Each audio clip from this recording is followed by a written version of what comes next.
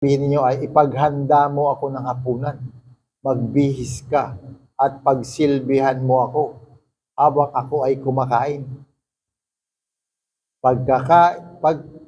Pagkakain ko, saka ka kumain. So, ito mismo yung description na salita ng Panginoon, parang masakit sa tenga, ha? Si Jesus Christ ang nagsasalita. Parang parang gina-justify niya yung tao na nagsasalita ng ganito doon sa alipin. No? Hindi ba't sasabihin ninyo ay ipaghanda ninyo ako ng hapunan? Magbihis ka at pagsilbihan mo ako habang ako'y kumakain. Pagkakain ko, saka ka kumain. Pinasasalamatan ba ng amo ang kanyang alipin dahil sinunod siya nito? So, tanong na sinang-ayunan ni Jesus Christ sa verse 10. Gayon din naman kayo, ang sabi ni Jesus Christ. Kapag nagawa na ninyo ang lahat ng inuutos sa inyo, sabihin ninyo, kami mga aliping walang kabuluhan. Tumutupad lamang kami sa aming tungkulin. Ayan, may mga karakter dito na yan nai-involve. Yung alipin na inutusan, tapos naging araro, tapos pinagsilbihan yung pinakain yung amo. Tapos naman, si Jesus Christ na pumapasok na ganun din naman kayo. Wag sa parang niya, ni-level up niya na may kausap na siyang tao na ganun din naman kayo. Personal ang na niya. Sino ngayon ang kapersonal niyang usapan? Kasi talinhaga ito eh. Bigla niyang pinasok na parang personal. Kapag nagawa na ninyo ang lahat ng inuutos sa inyo, sabihin ninyo, kami mga aliping walang kabuluhan. So yung inuutusan niya dito na magsabi na kami mga alipin na walang kabuluhan, lumalabas, ito yung mga amo. Yun yung mga sinasabihan niya. Tumutupad lamang kami ng aming tungkulin. Ang mga sinasabihan niya, yung pangalawang level, yung mga amo ang sinasabihan dito. Ngayon, sino tong mga amo na to? Na may mga alipin. Yan. So, lumalabas dito, kasi sa panahon nila, dahil nga ang mga tax, ang mga tinatawag na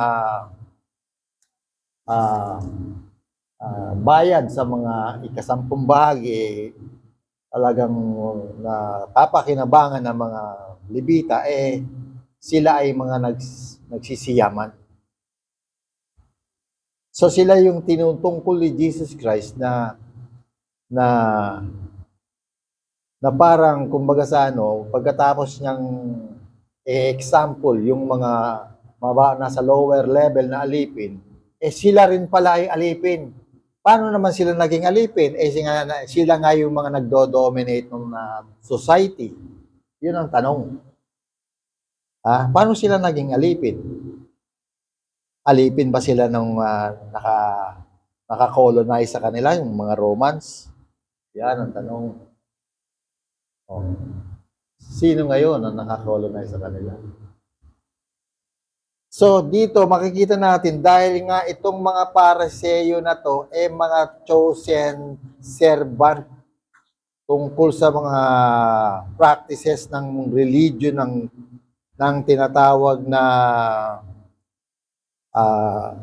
Judaism o Judaismo na inutos kay Moises noong unang panahon pa na ginaganap, sila ay mga alipin ng Diyos na nagsisilbi sa templo.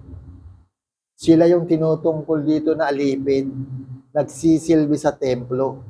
Na para bang kumbaga sa sila ay mga super yung bang ayaw na nilang igalaw, sabi ni Jesus Christ, yung kanilang mga dulo ng daliri. Na para bang sila ay mga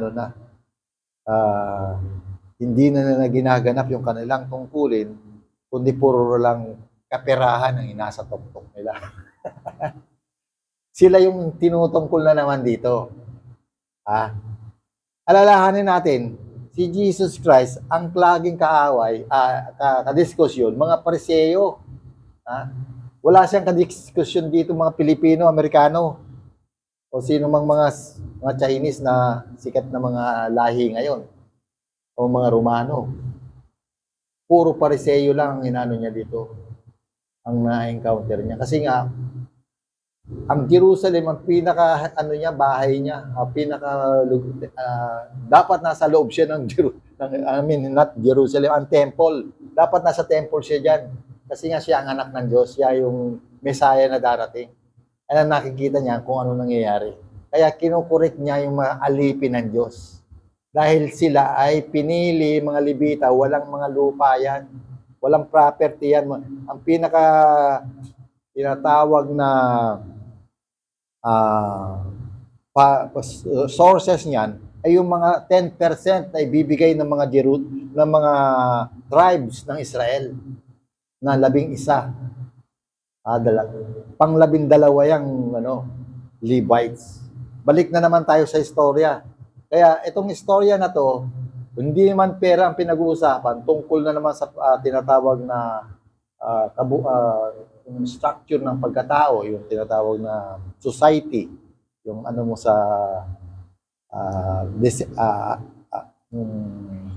sitwasyon ng society. Sila yung mga laging natatamaan kasi nga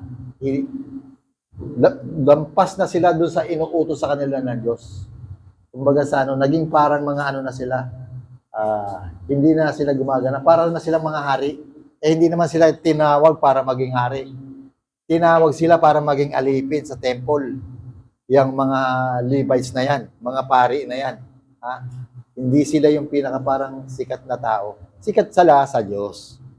Pero yung mga Israeli, yung mga tribes ng Israel, pagsisilbihan nila yun. Kasi nga, babayaran sila Ganun yun. So, kaya ang sabi dito, kami mga aliping walang kabuluhan. Sabi, kapag nagawa na ninyo ang lahat ng inuutos sa inyo, sabihin ninyo, kami mga aliping walang kabuluhan. Tumutupad lamang kami sa aming tungkulin. Ano ba ang tungkulin nila? Magsunog ng mga burn incense sa temple, magkatay ng mga kambing, iwagwisik ng mga dugo, yan. Mga paglilinis ng mga kung ano mga ginamit doon, at actually hindi ko mini-memorize yan kasi hindi naman mabisa, wala nang bisa ngayon yan Kaya nga lang sa historia, ito ay historia palagi ng Israel, ito binabasa natin. Dito sa historyang ito, tungkulin ng alipin, hindi talaga tiyak na patungkol to sa mga tinatawag na Gentiles. Bagamat ang Gentiles, hindi ka rin pwedeng magmalaki, hindi rin tayo pwedeng magmalaki kahit sino sa atin dahil ang kaligtasan na ino-offer sa atin ng Diyos grasya naman, grasya. Wala man tayo sa ilalim ng batas ni Moises, si Jesus Christ, itinaguyod niya ang batas ng grasya. Yun ang dapat nating maunawaan ngayon. Kaya nga lang, tayo ay nagsusumusubaybay sa book by book nating binabasa. Kaya naladaanan na ito. Darating na araw, ilang panahon pa, pupunta tayo sa mga ibang book. Mabubuksan natin yung mga grace o grasya ng Diyos. Pero madalas fundamental lang kasi yan Sabi nga ng aklat ni Juan, John 3:16, sapagkat gayon na lamang ang pag-ibig ng Diyos sa sanglibutan at ibinigay niya si Jesus Christ upang maging handog. Upang ang sino mang sa kanya ay manampalataya ay huwag mapahamak o huwag maparusahan, kundi magkaroon ng buhay na walang hanggan. Yun lang yun. Very common na word. Kahit saan nangangaral, very common yan. So ngayon, natapos tayo sa verse 7 hanggang tayo naman ay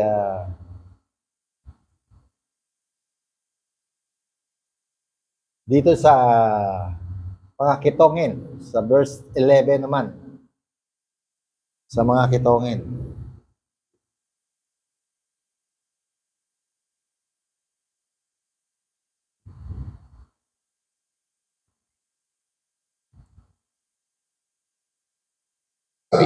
Jesus, Guro, maawa ka sa amin.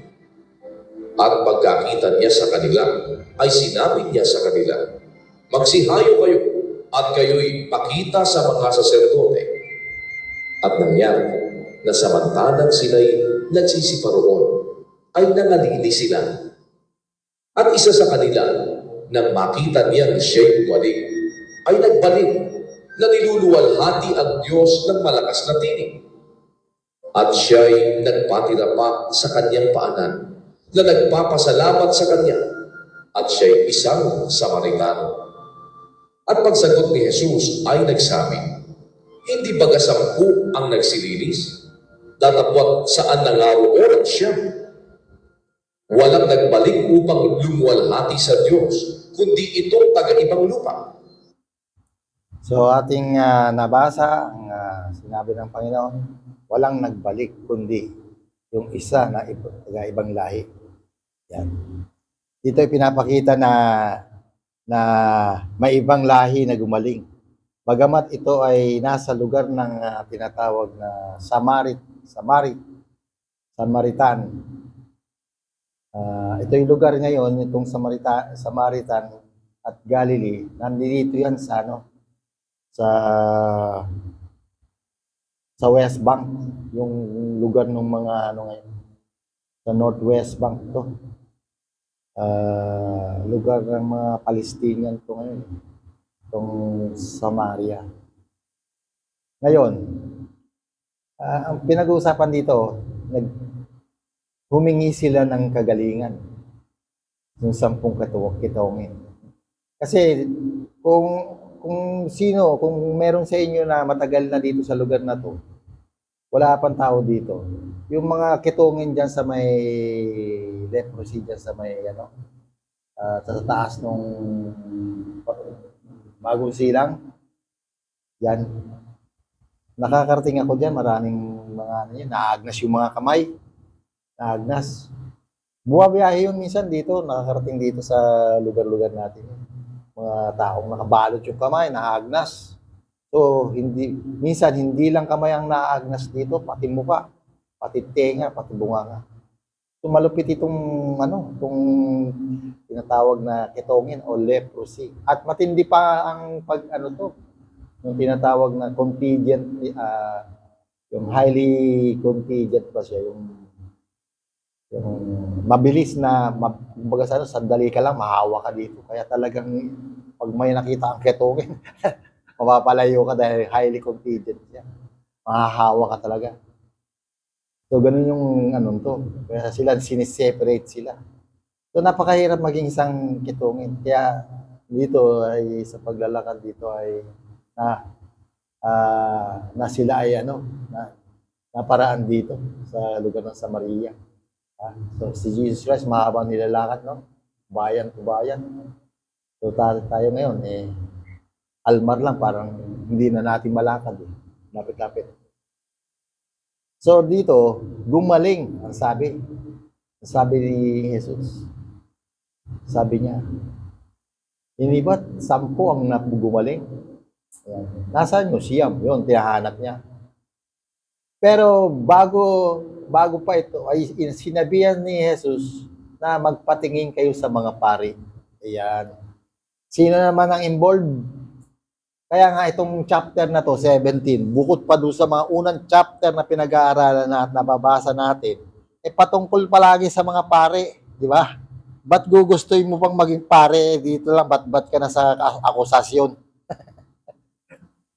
Kaya nga lang, ito mga tunay na pari ito. Ngayon, mga pari ngayon, pari-parian lang to. Wala to sa banal na kasulatan, mga pari ngayon.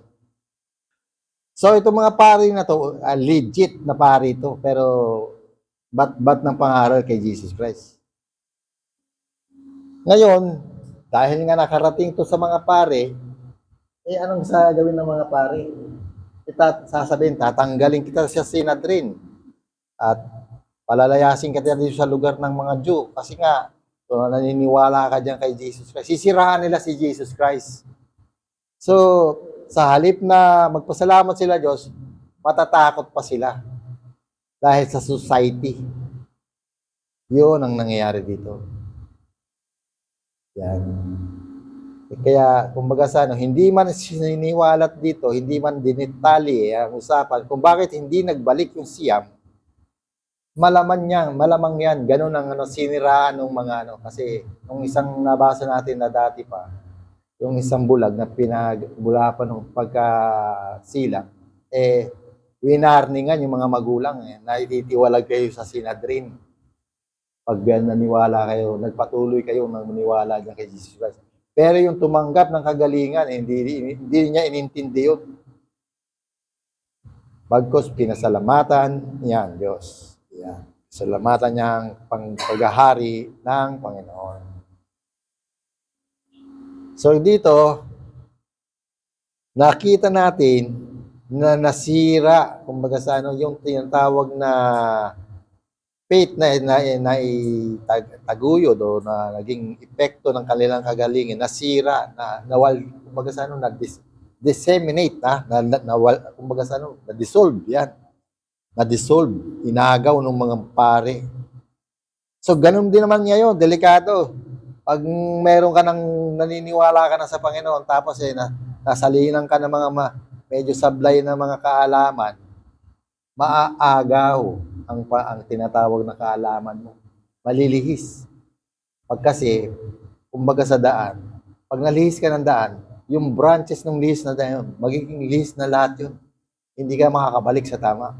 Ganon kabigat ang sacrifice sa mga scripture. Ngayon, actually, maganda dahil ang scripture nasa online. Dati sa panahon ko, binayunan ko ang Bible para lang pagbasa ko, pag-feed sa akin ng Panginoon ng mga bagay na pag-feed sa spirit ko, bubuksan ko kagad ng Bible, babasahin ko. Kahit gabi, kahit madaling araw. Sulat ko yun. So dati ganon, mga 80s, early 90s, ganon. Ngayon, napakadali ng kung tutusin, napakadali maligtas kasi nasa online na. Pero hindi talaga ganon Kailangan maniwala kay Jesus Christ, maunawaan mo ang paghahari ng Diyos. So, nasa verse 20 tayo. Ang paghahari ng Diyos.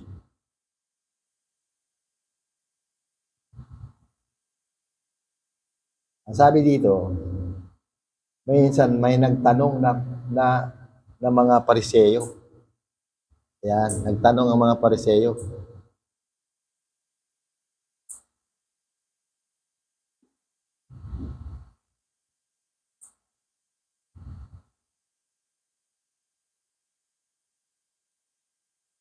Hindi pa rin dito na mapagkikitan. Ni sasabihin man ni Diyos, ay sinagot niya sila at sinabi, tinanong siya ng mga Fariseo, kung kailan darating ang kaharian ng Diyos, ay sinagot niya sila at sinabi, ang kaharian ng Diyos ay hindi pa rin dito na mapagkikitan. Ni sasabihin man nila, naririto o naririyan, sapagkat narito ang kaharian ng Diyos ay nasa loob ninyo. At sinabi niya sa mga alagad, darating ang mga araw na hahangarin ninyong makita ang isa sa mga araw ng anak ng tao at hindi ninyo makikita. At sasabihin nila sa inyo, naririyan, naririto, huwag kayong magsisiparoon, ni pagsisisunod man sa kanila. Sapagkat gaya ng kidlat na pagkislap buhat sa isang panig ng silong ng langit ay nagliliwanag hanggang sa kabilang panig ng silong ng langit. Gayon din naman ang anak ng tao sa kanyang kaarawan. Datapwat kailangan muna siyang magbata ng maraming bagay at itakwil ng lahing ito. At kung paano ang nangyari sa mga kaarawan ni Noe, ay gayon din naman ang mangyayari sa mga kaarawan ng anak ng tao. Sila'y nagsisikain, sila'y nagsisiinom, sila'y nag-aasawa, at sila'y pinapag-aasawa hanggang sa araw na pumasok sa taong Siloe at dumating ang paggunaw at nilipol silang lahat. Gayon din naman kung paano ang nangyari sa mga kaarawan ni Lot.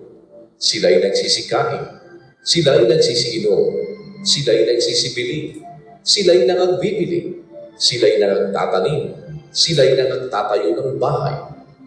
Datapwat ng araw na umalis sa Sodoma si Lot, ay umulan mula sa langit ng apoy at asupre, at nilipon silang lahat. Gayon din naman ang mangyayari sa araw na ang anak ng tao ay mahayag. Sa araw na yaon, ang mapapasabubungan at nasa bahay ng kanyang mga pag-aari ay huwag silang manao upang kunin. At ang nasa bukid ay gayon din, huwag siyang umuwi. Alalahanin ninyo ang asawa ni Lot. Sino mang nagsisikap ingatan ang kanyang buhay ay mawawalan nito. Datapwat ang sino mang mawalan ng kanyang buhay ay maiingatan yaon. Sinasabi ko sa inyo, sa gabing yaon ay 2 lalaki ang sasa-isang higaan. Ang isa'y kukunin at ang isa'y iiwan. Magkasamang gigiling ang 2 babae, kukunin ang isa at ang isa'y iiwan. Mapapasabukid ang 2 lalaki, ang isa'y kukunin at ang isa'y iiwan. At pagsagot nila ay sinabi sa kanya, "Saan, Panginoon?" At sinabi niya sa kanila, "Kung saan naroon ang bangkay, ay doon din naman magkakatipon ang mga uwang."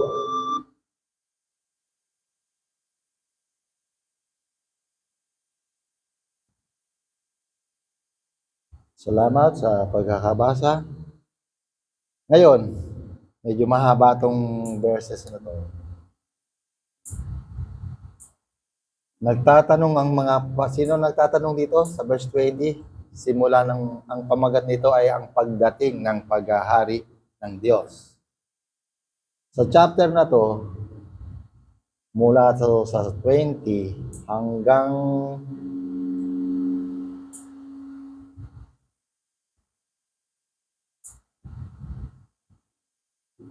sa 37. Yan. Medyo mahaba.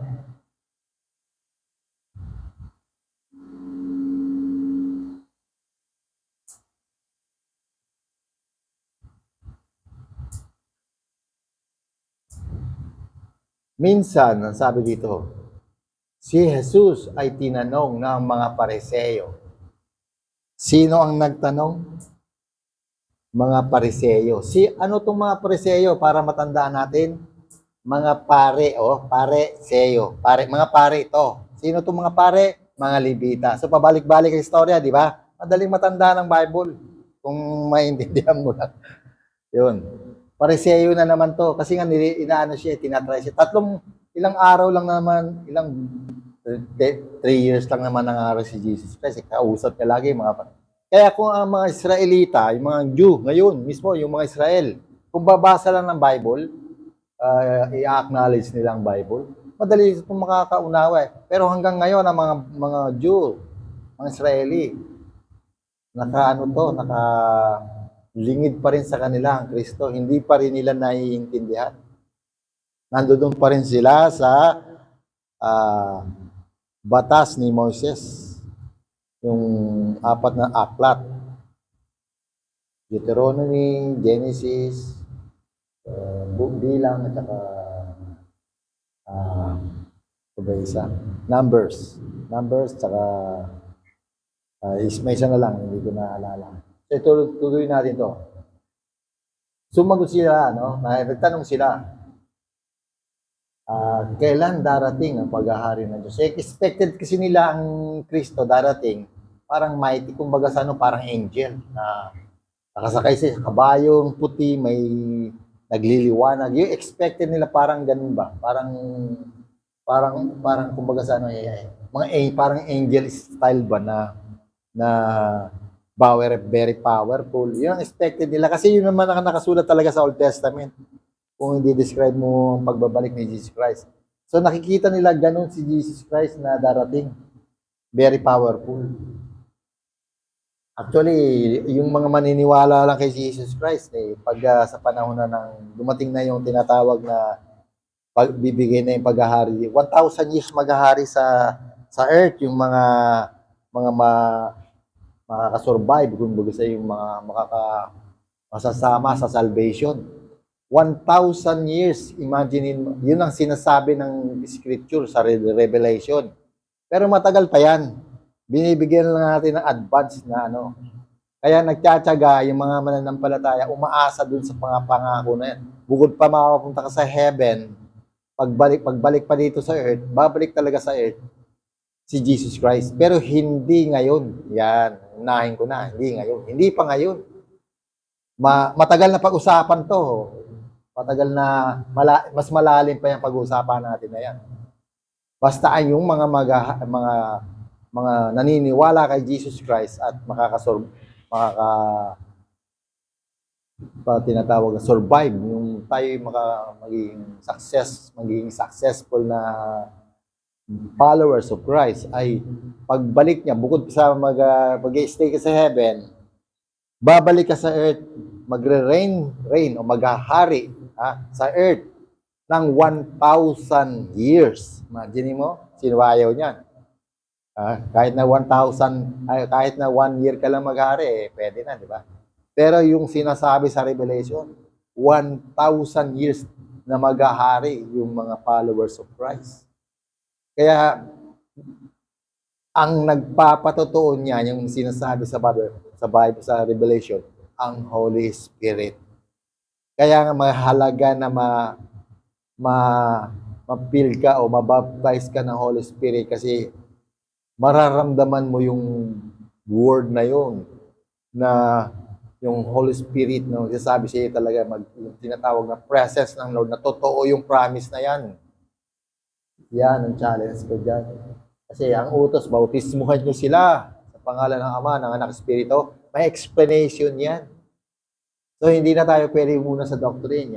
Mahaba nga itong ating pinapaliwanag. Ngayon, sumagot si Jesus. Walang makikitang palatandaan sa pagdating ng kaharian ng Diyos. So ngayon, wala raw makikitang palatandaan.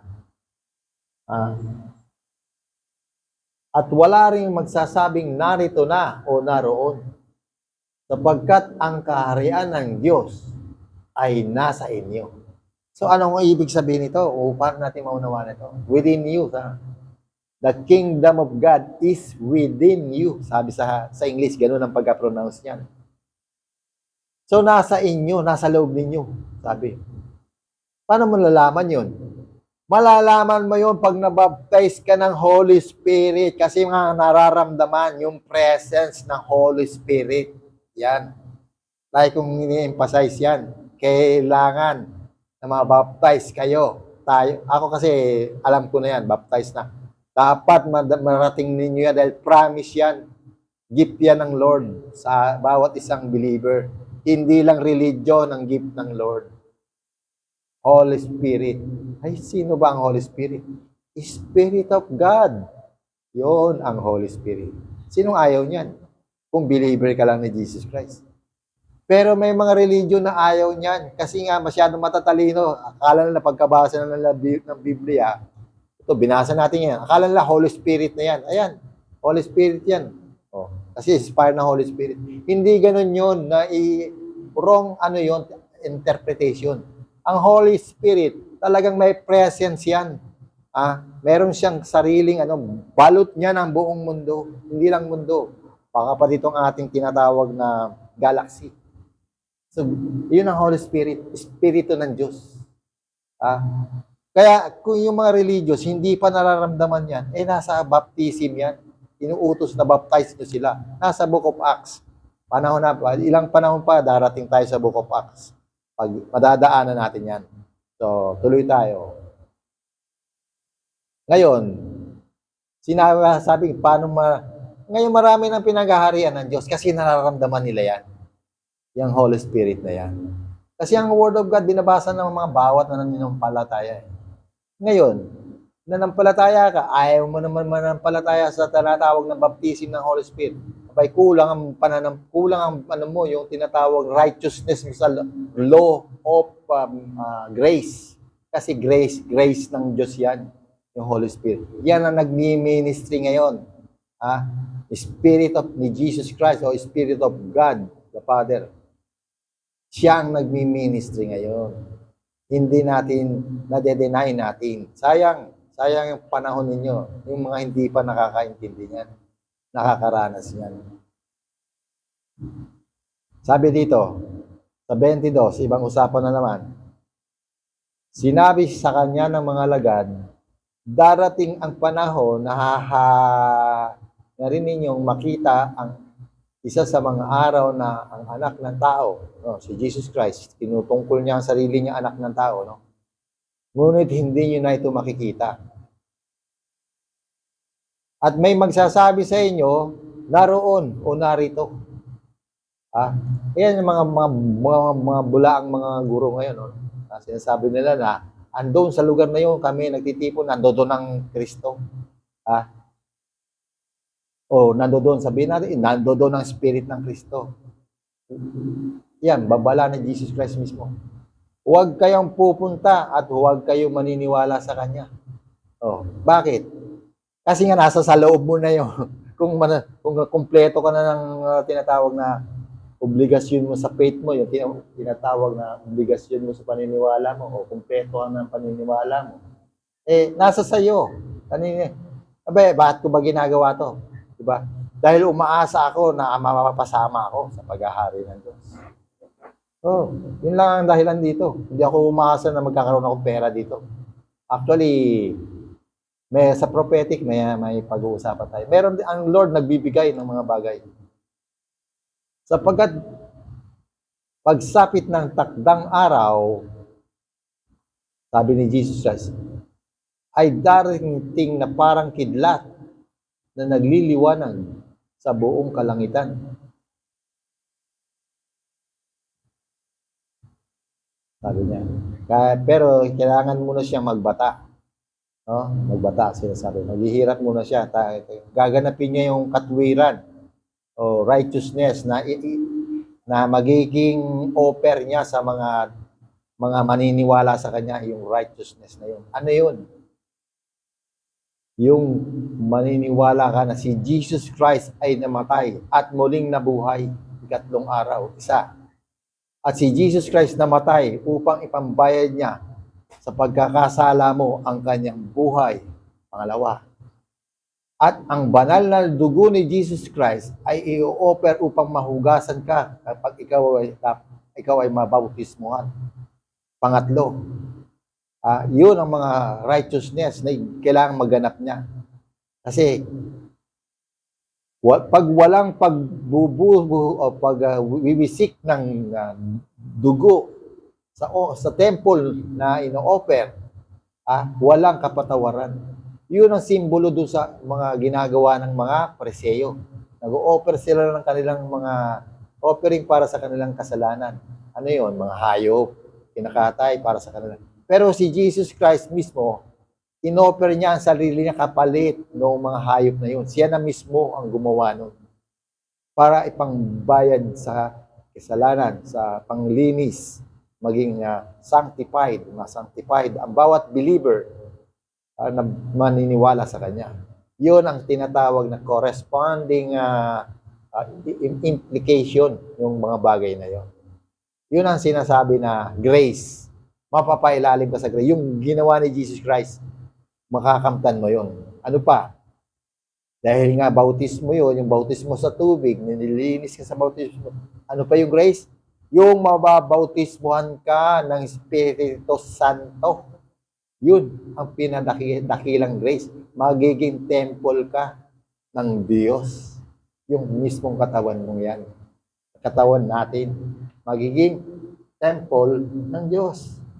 Pang-apat na grace. So maraming grasya. Kung iisa-isahin natin, bukod pa doon sa iligtas ka sa mga disgrasya, Bibigyan ka ng tinatawag na blessing. So marami, napakarami yung grace na yan. Nasa ilalim tayo ng grace, grasya ng Kristo. Bibigyan ka ng kapayapaan. Bibigyan ka ng pag-ibig. Kababaang loob. Lahat yan na epekto ng grasya na matatamo natin sa ating mahal na Panginoon. So ngayon, sinasabi nga ng kung kailan daw darating yung tinatawag na paghahari ng Diyos, sinabi niya ngayon nasa loob natin. At ito ay isang tinatawag na tanda rin naman, nagbigay na naman ng tanda sa 26. Ang pagparito ng anak ng tao, si Jesus Christ, sinasabi niya mismo, matutulad sa kapanahunan ni Noah. Kasi sa panahon ni Noah, kung babasahin nga sa Genesis, si Noah, 40 taon ginawa yung barko na yun. 40 taon. So, 40 taong inaalipos na si Noah kasi noon hindi pa umuulan. Wala pang ulan dati. Hindi umuulan dati. Ang nangyayari lang dati, hamog lang. Nagkakaroon ng hamog sa paligid pero hindi ulan. Walang ulan dati. Kaya iniinsulta sila yung mga tao. Ano ba yung ginagawa mo? Malaking kalokohan. Hindi naman nga umuulan. Walang ulan nung panahon nila. Kaya nung umulan, yun nga, 40 years namang umulan. 40 days and 40 nights pala. So, ito ang pagpapatuloy. At ang mga tao noon ay nagsisikain, nagsisiinom, nagsisipag-asawa hanggang sa araw na sumakay si Noah sa barko, yung ginawa ng arko. Dumating ang baha, namatay silang lahat. Namatay silang lahat. Imagine mo, lahat ng tao. Gayon din ang nangyari nung panahon ni Lot. So itong Lot, pinsan to ni Abraham. Ang mga tao ay nagsisikain, nagsisiinom, bumibili ng titinda, nagtatanim, nagtitinda. So kasama tayo dito sa Pag-asa, mga tindero tayo. Nagtatanim at nagtatayo ng bahay. Ayan, kasama lahat halos, mga skill to Ngunit ng araw na umalis si Lot sa Sodom, umulan ng apoy at asupre. At natupok silang lahat. Lahat na naman to, walang exception. Bata, matanda. Mabuti ba ang Diyos? Yan, medyo kailangan maunawaan natin kung ano ang Diyos para sabihin natin masama ang Diyos. Kasi pinapatay niya ang tao, di ba? Ngayon, ang tanong, ang Diyos ba pinapatay pa ang tao? Ibang usapan ngayon na yan Saka natin makatatapik yan. Ganon din ang nangyayari pagdating ng anak ng tao o anak ng Diyos. Ayan. So ngayon, sa araw na iyon, ang nasa bubungan ay huwag nang bumaba pa upang kunin ang kanyang mga kasangkapan sa loob ng bahay. Karugtong na verse to sa 31. At ang mga nasa bukid ay huwag nang umuwi pa. Alalahanin niyo ang asawa ni Lot. Ang sino mang magsikap na iligtas ang kanyang buhay ay mawawalan ito. Ngunit ang sino mang mawalan ng kanyang buhay ay siyang makakapagligtas nito. So, mabigat na salita ng Panginoon, Sinasabi ko sa inyo, sa gabing iyon may 2 tao na sa isang higaan, kukunin ng isa at iiwanan ng isa. May 2 babaeng magkasamang nagtatrabaho sa gilingan, kukunin ng isa at iiwanan ng isa. So gilingan parang factory na to, may isang factory. May 2 lalaki nagtatrabaho sa bukid, kukunin ng isa at iiwan ng isa. Ngayon may nagtanong, saan po ito mangyayari, Panginoon? Tanong ng kanyang alagad. Sumagot si Jesus, kung saan ang bangkay, doon nagkakatipon ang mga buwitre. So, sino makakaunawa ng sagot ni Jesus? Dito sa napakadaming talata na ang sagot niya kung saan mangyayari, sumagot si Jesus, kung nasaan ang mga bangkay, doon magkakatipon ang mga buwitre. Napakalalim na sagot. Nabibigyan natin ng ilang analysis. Paano natin unawain ito? Uunawain na natin to dahil kung magsisimula pa tayo sa simula, mapapahaba tayo. Ito na ang bibigyan natin ng analysis, ng review o comment. Sumagot siya, no? Sabi, kung nasaan ang bangkay, doon nagkakatipo ng buwitre. Bakit hindi niya sinabi yun sa Pilipinas yan? O sa ano yan? Sa Jerusalem yan? O, hindi sa, sumagot siya. Kung saan ang mga bangkay, doon nagkakatipon ang mga buwitre. Yan.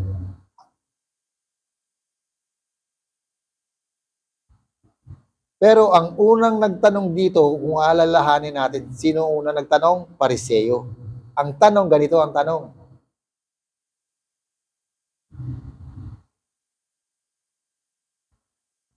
Tinanong naman Pariseo kung kailan darating.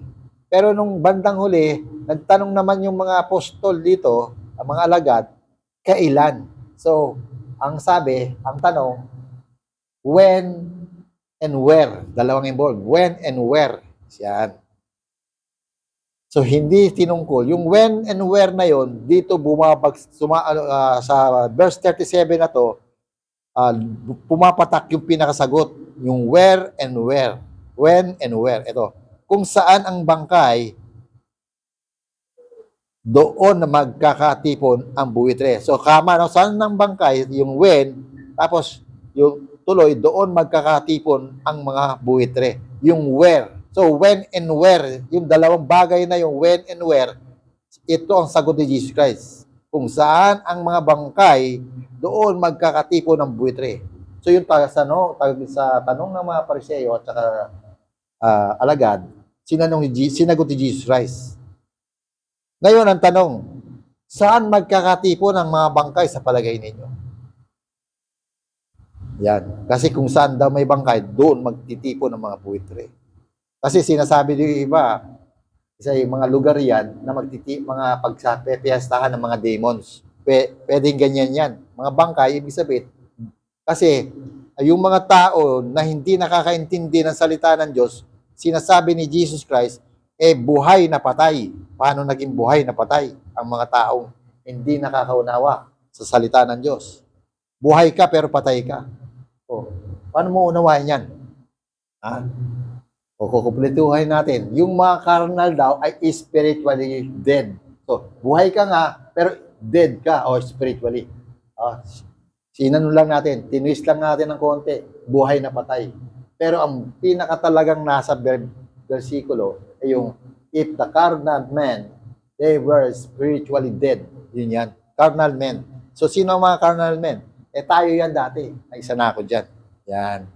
Na ngayon ay tayo binabalik, nilulusong ko ang sulungin sa pag-spiritual na life o buhay. Yan. Kay Jesus Christ. So, ibig sabihin, kung nasan daw ang mga bangkay, doon magkakatipon ang mga buwitre. Kahit saan lugar ito. Lahat na lugar na may aanuhan ng mga karnal o mga hindi nakakaintindi ng salita ng Diyos, nandoon ang buwitre. Ang buwitre yung mga demons. Ang dibo. So, nandito sa earth yan. Tayong mga spiritual na karnal, o mga taong karnal sa buong mundo, nandito rin yung mga buwitre, yung mga demons. Kasi parables yan.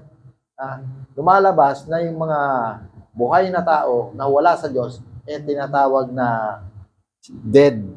Tapos, yung mga buwitre, yun ang tinatawag na mga demons. Nagkalat dito yan sa buong mundo. Kasi yung parable yan. Hindi direktang ganun ang ibig sabihin yan. So, kung unawain natin, yan. Pag hindi mo naiintindihan ang salita ng Diyos, spiritually dead ka. Wala kang mind of Christ. Ano yung mind of Christ? Yan. Susunod na topic yan. Yung mind of Christ. Ano yung mind? Yung isip, di ba? Yun. Wala kang kaisipan ng Kristo. Yung soul mo, ano yung soul? Yan yung kaluluwa mo. Yung feelings mo, di ba? Sinasabi ko nga, tatlong bahagi ang tao. Mind, soul, at saka yung body. So ano yan sa yung body? Yung body, yan ang tinatawag na simbolo ng heart. Yung heart mo kasi, tinatawag na biological properties yan. Yung heart mo, bumubomba yan. Kung tatanggalin nga ang heart mo, patay ka na. Diba? So, akala natin, yung heart natin, yan na yung feelings natin. Kaya palagi tayong mahilig sa mga kanta na may mga feelings. Yung mga involved dyan sa mga worldly tinatawag na songs, yung mga songs ng mga pag-ibig kasi yung maganda sa heart, parang nahahatak yung heart mo, feelings. Hindi mo nakapansin yan. Yung feelings mo, yung soul mo yan. Kaya so may reaction yan sa physical na heart. Yan yung tinatawag na biological heart. Chemically, electrically, nag-produce yan ng something na ng heart mo, parang ano yan, bumubomba, humihina. Ganun lagi yan may epekto sa physical na heart. Ayan. Pag masaya ka, ang soul mo masaya, ibig sabihin. Ngayon, may epekto yan sa heart. Gaganda ang takbo ng pump mo, pumping ng blood mo, circulation, pabalik at saka palabas ng puso mo, yung mga arteries mo, dadaloy na maayos yan. Yan ang connection sa physical heart. Pag masaya ang soul. Ayan. Kaya dapat nating maunawaan tayong mga tao na may tatlong bahagi. Hindi lang tiyan ang hindi lang tiyan tayo. At saka tinatawag na puso. Pag sinabing puso, connected yan sa heart. Actually, pag hindi mo lang ang spiritual na bagay, akala mo puso mo lang yan. Pero hindi. Baka tayo mahilig tayo sa mga kanta, magagandang kanta, paulit-ulit natin pinapakinggan. Pakinggan nyo, puro puso ang involved. Diba? Kasi masarap sa pasarap. Yan. Dahil ang soul natin nakadepende dun sa tinatawag na flesh, yung body natin. Walang mind of Christ. Yan. Tatlo yan na dapat yan naka-link. Yan, naka-sync. Yan, tatlo na yan. Yan. At ang salita lang ng Panginoon ang makakagawa niyan. Yung tinatawag na scripture or mind of Christ. So, yun ang mixing explanation. Kung nasaan ang mga bangkay, doon magkakatipo ng buhay. Yun, ganun yan. Ngayon, kung ililiteral natin, yan, pwede rin. Kasi ngayon, wala naman masyadong buitre. Sa Africa na lang may buitre. Kung nagpapatayan yung tinatawag na mga tribes ng mga naiiwanan doon sa kalsada yung mga patay, yun, nandun yung buitre. Kasi ina-assassin ng mga kapwa nila tribe yung religious war. Religious war, maraming people were killed sa field. Naiiwanan yung kinakain ng buitre. Pwede rin ganun. Diba? So, pwede rin naman na sabihin mo na, dyan, tignan mo sa ilang panahon pa, alam ba, magkakalindol, magkakagera, diba, nagkalat ang patay. Pero ang problema, walang buitre. Walang buitre. So, kaya ito, mahirap, hindi mo pwedeng literal to, hindi spiritual talaga to. Yung buitre dito, mga demons to, na nandito sa earth ngayon, na siyang nagiging cause ng ng tao, pagkakalayo sa Diyos.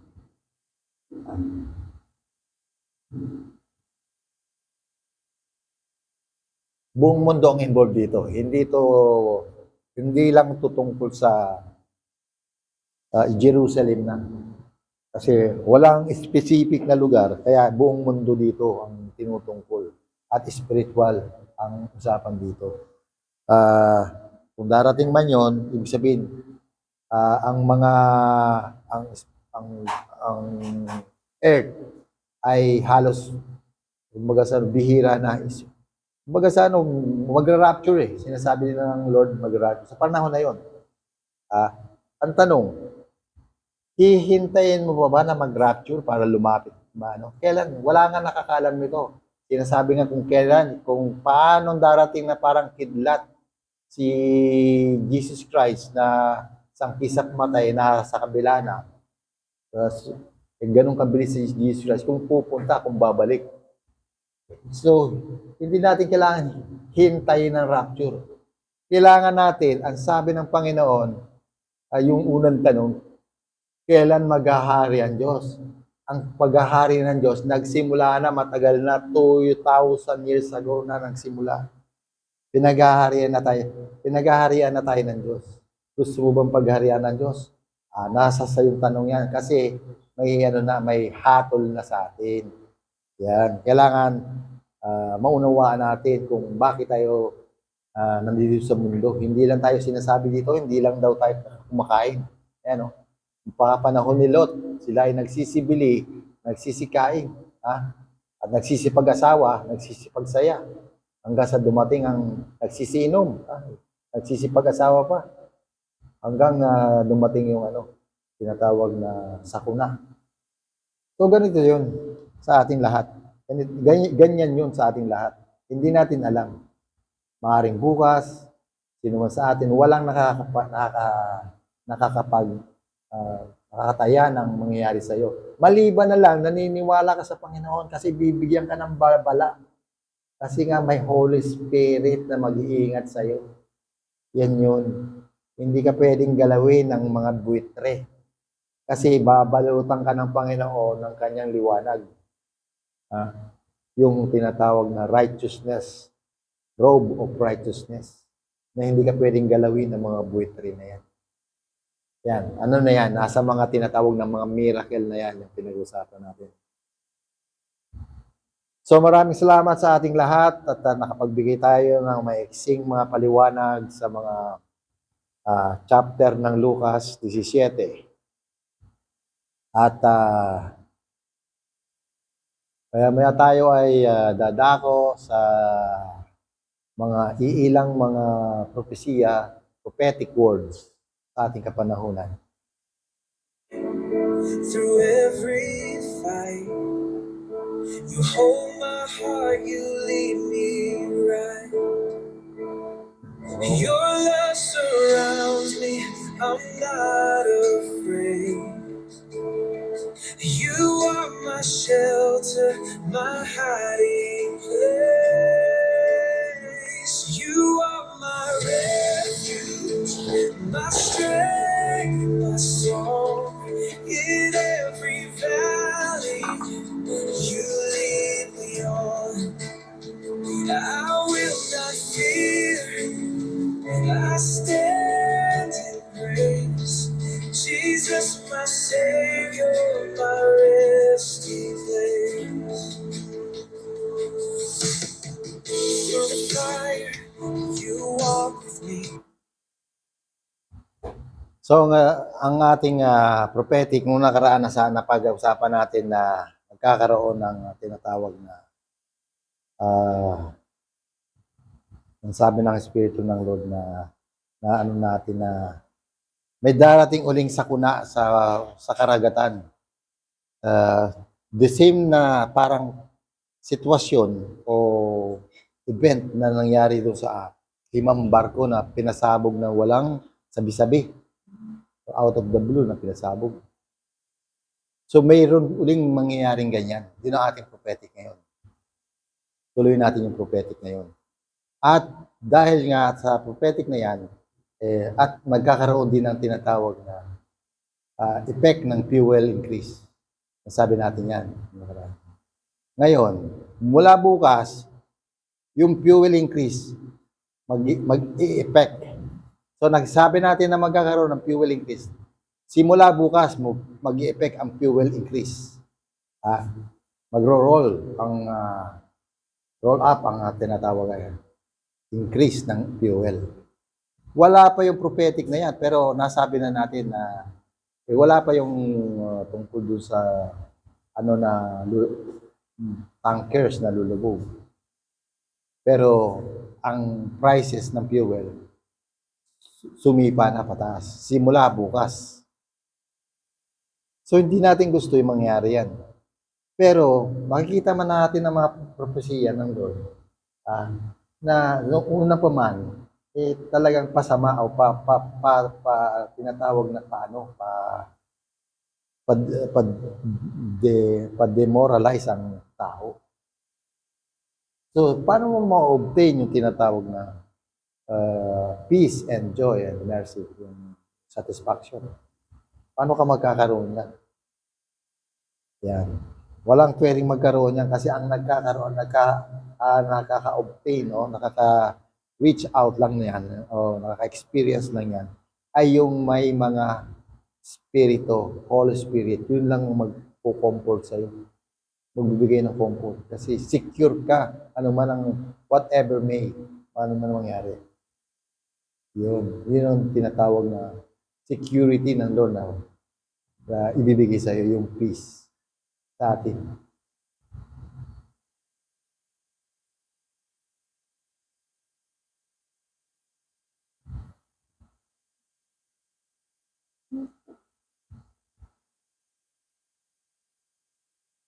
Nagsabi rin ang Lord sa Spirit ko na nagparamdam ang Lord ng presence ng Lord na magkakaroon din daw ng sudden earthquake dyan sa Japan. Kakaroon din daw. Kaya yun din ang isang prophetic natin ngayon na merong darating na lindol dyan sa Japan. Ngayon, yung tinatawag na maganda, yung puro mga negative. At yung nangyaring tinatawag na tsunami diyan from Kachaman sa Russia, ano ba pangalan mo? 8.7 in the Richter scale. Napakalakas na lindol. Hindi tinuturing ng Diyos na na para disaster. Hindi niya ninais yan para ma-disaster. Ginawa raw ng Lord yan, sabi sa ang Spirit ng Lord, upang may magkaroon ng tinatawag na parang safety. Magkaroon ng safety. Bakit magiging safety sa analysis? Hindi ko ba't safety ang niyan? Kasi yung pangapanahon niya, ang tinamaan dyan ay yung mga submarine ng Russia, ni Putin. Tinamaan yun. Nawala kumbaga sana na-demoralize yung pier na yun. Nagiba, nasira, nawala sa forma. Kaya yung mga niya, wala silang ngayon, parang ng kanilang walang pinaka-secure na pier ang mga doon sa lugar na yun, yung mga submarine.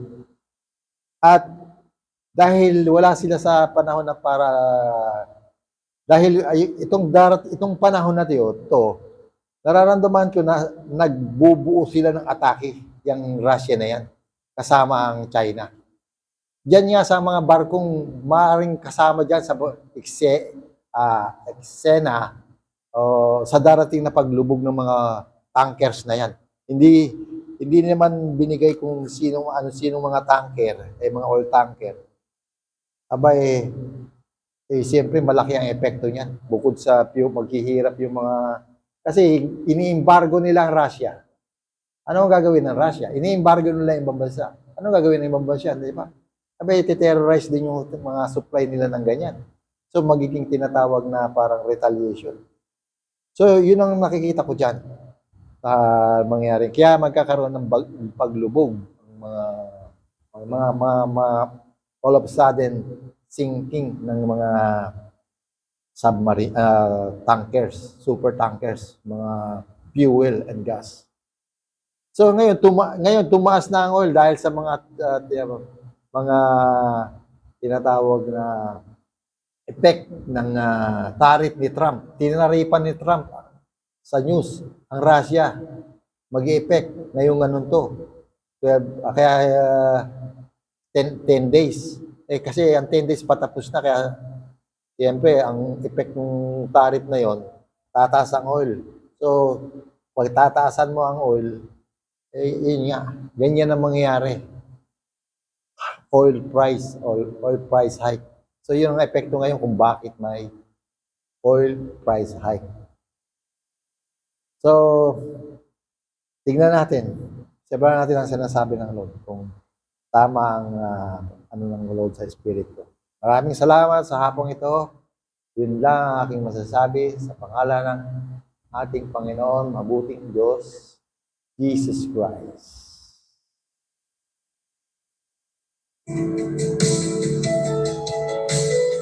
Your mercy flows like a mighty sea. You are my shelter, my hiding place. You are my